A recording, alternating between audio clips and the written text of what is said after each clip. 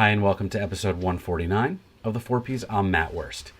And according to journalist and author Christopher Booker, every story ever written or told fits into one of 7 basic story narrative formats.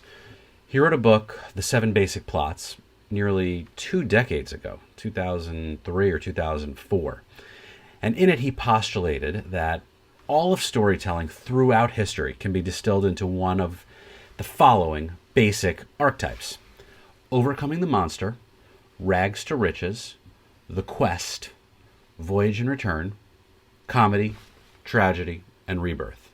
And more recently, there was an interdepartmental study at the University of Vermont, which is a must-read whenever the literature, statistics, and sociology academics join forces.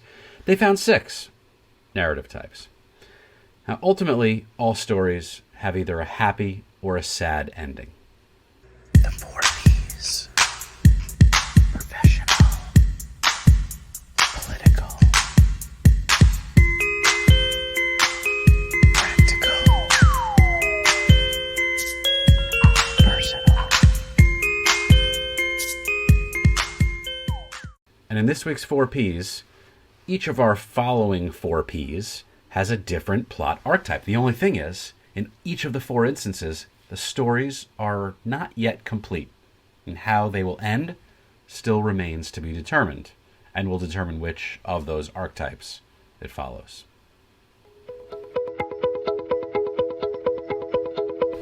As something personal. When I graduated college 20 plus years ago, I left that institution a more knowledgeable, kinder, well-rounded adult than the one who arrived as a cocky, inexperienced freshman. 4 years of liberal arts study resulted in a healthy mix of academic, personal, and social development. And even though I departed campus with a job waiting for me, I really had no clearer sense of purpose or professional direction. And within weeks of graduating, the university, or representatives of the university, began reaching out to solicit alumni contributions. In my early 20s, I donated annually at a relatively insignificant amount based on what my entry-level salary would allow. Even into my late 20s, while contributing maybe less frequently than maybe some of my other fellow classmates, the donation amounts actually increased in size. I saw it less as an opportunity to give back to the school and more as a way just to, stay connected. Nostalgia giving, that's a thing, right? Looking back now, it's probably been 10, maybe even 12 years since I last wrote a check to the University of Pennsylvania or gave to the Penn Fund. It coincided right around the time when my kids were born and I was working at a startup and suddenly more aware of financial uncertainty. It became very real, even if unfounded. In short, I needed that money more than the university did. And I've spent a lot of time since just kind of keeping track of the university finances. And I still believe that I need the money more than they do. While I truly understand the benefits of gifting, supporting scholarships, paying professors, expanding curriculums, just the physical plant upkeep, even funding a new 25,000 square foot squash pavilion, my connection to the school is fading, as the likelihood of my kids being able to attend also seems to be slipping away. Right? No matter where they go, though, saving for their education has to be my first priority. Paying for college in full and leaving me debt-free remains the greatest gift my parents ever got me. And I want to be able to do that for my kids. But with rising tuition costs, who knows if that's even going to be possible in another 10 years. Large universities, whether private or state-run, are complex corporations with operating budgets that rival those of medium-sized nations. And the University of Pennsylvania's 2020 operating budget was $11.3 billion with a B, dollars. Yeah, Penn is a large hospital and a health system and owns real estate all over Pennsylvania. But even the fiscal year of 2021, the operating budget, the academic operating budget for the university is going to exceed $3.5 billion. They're going to make $750 million in investment income. No matter how high Bitcoin prices and Tesla stocks rise for my portfolio, I'm still going to be pretty far behind that number. Now, in 2020, Penn alumni and parents and supporters contributed $655 million in new gifts and pledges, and $705 million in cash receipts. Now, nonprofits and organizations drive a large chunk of fundraising efforts, of course. A few months ago, the W.P. Carey Foundation made a $125 million gift to the law school. It's the largest gift ever to a law school. Overall contributions that are defined as new gifts and pledges totaled over $551 million, including 119 gifts of more than $1 million. My contribution is not going to make a difference. Contributions to the Penn Fund increased 9.5% from 19 to 20, right? And the annual giving increased by almost 5%. Donors established 85 new undergraduate scholarships. In retrospect, I should have focused more, studied harder, leveraged my Penn network to earn more money over the past 2 decades. And had this happened, who knows? I could have been in a position to contribute more.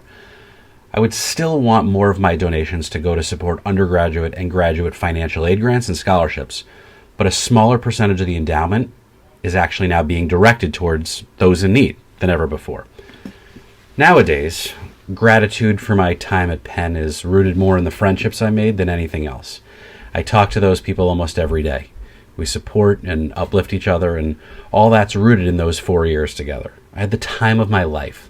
I never have and never will again experience the kind of uninterrupted freedom that I had there.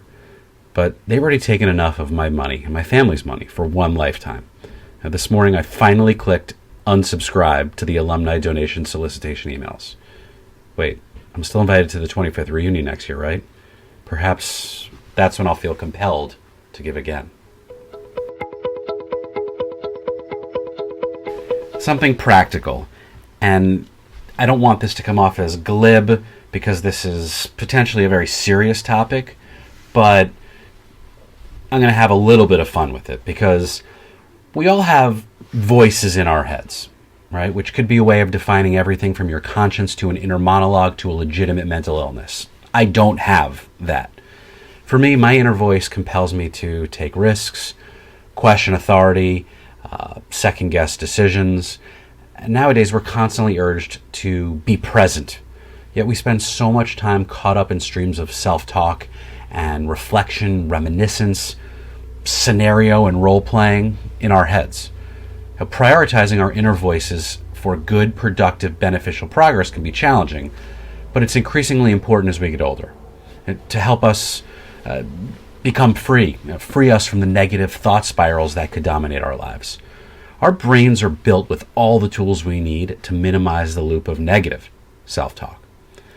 Our inner voices are an inherent part of our minds, likely developed so we could evaluate our past and prepare for the future. It's another evolution story, obviously. It helps us with self-control. It helps us keep track of our goals. It helps to shape our identities. In moments of doubt or insecurity, it can minimize shame or embarrassment, lower stress, and promote wiser reasoning. There's a scientific theory that our minds can only handle 4 pieces of information at any single time. But the inner voices, if they get too loud, that number reduces to 1 or 0. Besides undermining our thought processing functions, the inner voice also gets in the way of our social relationships. When there's too much internal chatter, we have to get it out. But ironically, the more we share with sympathetic friends, the more we push them away. After all, relationships demand that we listen. But when people suffering intense negative emotions have trouble knowing when it's time to stop talking, that's when it can become detrimental. The best way to minimize these risks is to create space. Emotional distance helps to put things in perspective.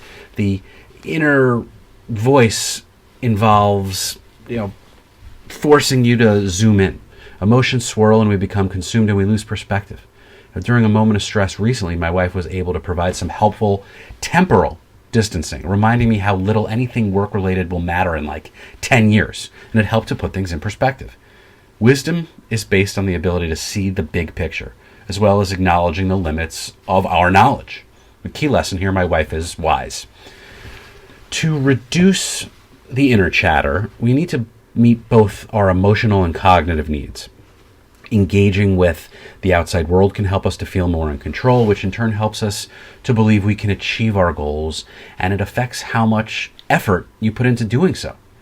And one of the easiest and most effective ways of instilling order, getting organized and doing something, I've actually written about this before, it's establishing rituals and routines. Ultimately, we should leverage the benefits of our inner monologues as best we can, right? And ignore the rest. It's easier said than done, though. But no matter how bad your situation seems or how negative your thoughts get, things will always seem a little easier if you manage to put a little bit of distance between you and the noise. Something professional, NFTs. NFTs are fun. NFTs are innovative. NFTs can be dangerous. NFTs are possibly even a smart financial investment, but NFTs are not for brand marketers, at least not yet. By now, hopefully, you know what NFTs are, or you kind of understand the concept, but you don't fully get it. NFT stands for non-fungible tokens, which are unique, verifiable digital assets that can represent items such as GIFs, images, videos, music albums, and more. Even tweets and sports video clips. Anything that exists online can be purchased as an NFT, really. The value is in their collectability and their tradability. I mean, why do you buy art to put on your wall? Why did you buy baseball cards as a kid? Maybe to collect, maybe to turn around and ultimately sell for a profit. NFTs are a digital version of that concept, except created as a form of cryptographic token.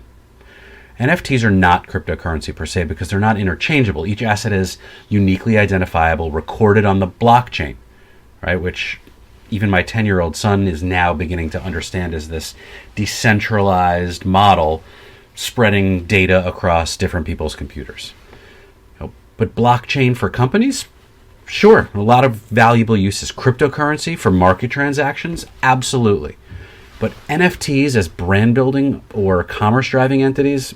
Not so much. This may come as a surprise to you, considering many of you know me as the guy going around trying to convince brands to create a Facebook page and invest in social media marketing 15 years ago. But I never saw the power or potential of digital audience and audience building and communities as a gimmick. Right now, NFT advertising is a gimmick to get attention in a small echo chamber of digital elitists. It may create some social media engagement and even some trade publication headlines.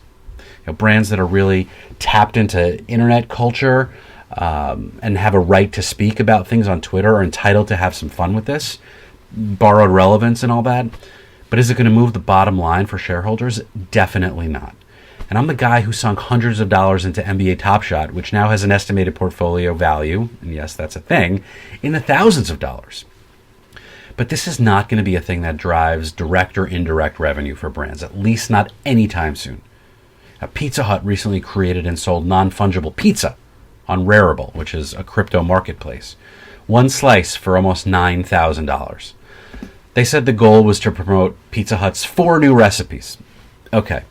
So has your pizza-loving cousin in North Carolina heard about this? Probably not. In a moment of weakness last night, I actually even tried to buy a limited edition NFT Pringles can because I thought, hey, it's affordable and I'm first and it could be worth something someday and I could maybe flip it. But the transaction crapped out on my phone while I was lying in bed in the middle of the night, and I then later woke up again thinking, was this all just a bad dream or did I really try and do that? Not to be outdone, Taco Bell and Charmin also got in on the NFT fun with some sort of taco thing and NFTP, respectively. In marketing and advertising circles, swag and merchandising and even collectibles can be a fun side hustle for brand marketers looking to do something creative, right? It can just as easily, though, become a distraction. Coke may well sell sweatshirts in the Atlanta airport gift shop, but I'd rather wear my WNBA orange hoodie and drink a Coke. Overall, NFTs are only going to become more popular, and the uses for them may expand, and there may be some sort of innovative value that we don't see yet. But brands have to stay focused and disciplined, especially in these really unique, evolving market circumstances. We need to minimize the distractions. So as the hype fades and collectors become less interested in flipping for profit, which is my current interest in NFTs, only then will those NFTs become a legitimate platform for brand building on a secondary or even a tertiary level. If the value of NFTs is more aligned with the collectibles market, collectors may want pop art that contains branded elements, right? Think about Andy Warhol's Campbell soup cans. But they may also just as likely want to trade weird digital felines as an NFT in perpetuity instead. Last but not least, something political.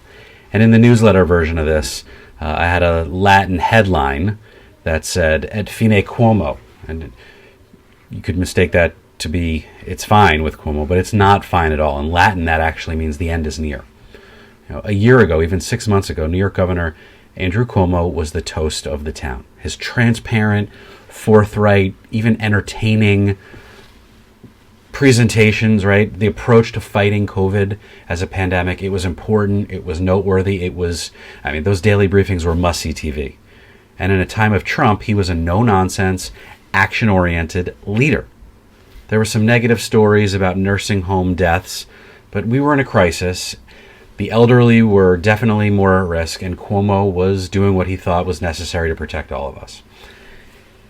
Fast forward to about a month ago, and a startling number of allegations of sexual misconduct and inappropriate behavior by the governor began to surface. All complaints should be taken seriously. They should be investigated and dealt with accordingly. And as the first one, maybe even the first two came out, your mind begins to think this is potentially a hit job or a conspiracy. It was easier to think that it was likely false or at best misleading. Cuomo has political opponents and enemies on all sides, and the initial reports weren't substantiated. But the volume and the severity of these allegations are beyond the point of conspiratorial. There has to be some truth behind this. Where there's smoke, there's fire. Yes, the investigations are continuing and proceeding, but he hasn't really denied it, instead kind of trying to play it off as like misrepresentation or even a bad joke. But perhaps it's time for Cuomo to step aside. He hasn't really commented on the multiple investigations except to ask the public to wait for their conclusions before passing judgment on him, and by extension, whether he should stay in office. I've kind of jumped to conclusions. We can't have it both ways. You can't complain about Brett Kavanaugh not being allowed to be approved for a Supreme Court seat, which I was up in arms about. You can't say Donald Trump should have never been president. A growing number of Democrats in New York and around the country are also calling for Cuomo to resign. It's a distraction at best, and it's criminal at worst. And good for those people calling for him to resign. We need to be the good guys, even when the other side isn't. We should never surrender the moral or ethical or even legal high ground, no matter what short-term political damage it may cause.